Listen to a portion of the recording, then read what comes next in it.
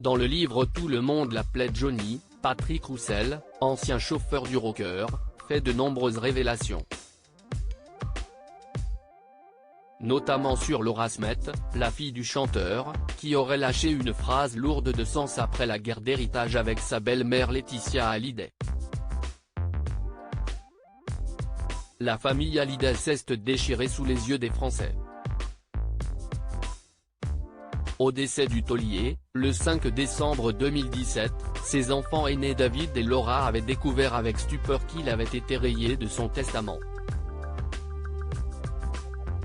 Alors qu'il vivait à Los Angeles, l'interprète de Que je t'aime avait profité de la souplesse de la loi américaine sur l'héritage pour changer au profit de ses deux plus jeunes filles Jade et Joy, adoptées avec son épouse Laetitia.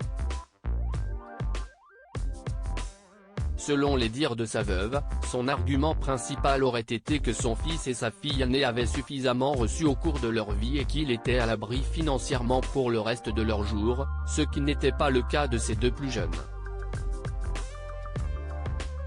Il ne demeure pas moins que la pilule a eu du mal à passer auprès du fils de Sylvie Vartan et de la fille de Nathalie Baye, qui ont donc attaqué en justice le testament de leur géniteur pour tenter de le faire invalider.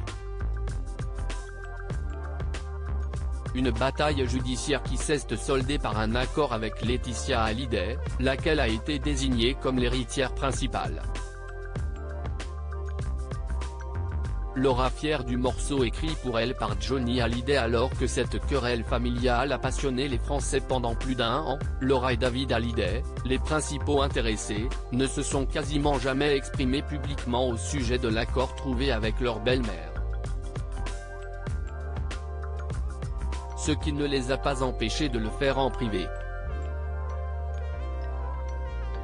Dans le livre Tout le monde l'appelait Johnny, écrit par l'ancien chauffeur du rocker et dont Gala a dévoilé les bonnes feuilles, on apprend ainsi que l'épouse de Raphaël Lancret-Javal n'était pas tant intéressée par l'argent ou les villas possédées par son géniteur, mais qu'elle convoitait une chose en particulier, les droits de la chanson Laura, qu'il a écrite et chantée pour elle en 1986. Un morceau très intime, aussi bien pour le père que pour sa fille. Je n'ai jamais vu l'artiste interpréter Laura sur scène. J'ignore pourquoi, ou peut-être pas. Un interdit tacite. Johnny lui-même n'évoquait pas ce morceau, écrit Patrick Roussel dans son ouvrage, avant de glisser une révélation sur la maman de Léo. Laura, elle, m'en a parlé. Elle m'a confié, encore récemment, je me fous du reste. Moi, au moins, j'ai ma chanson.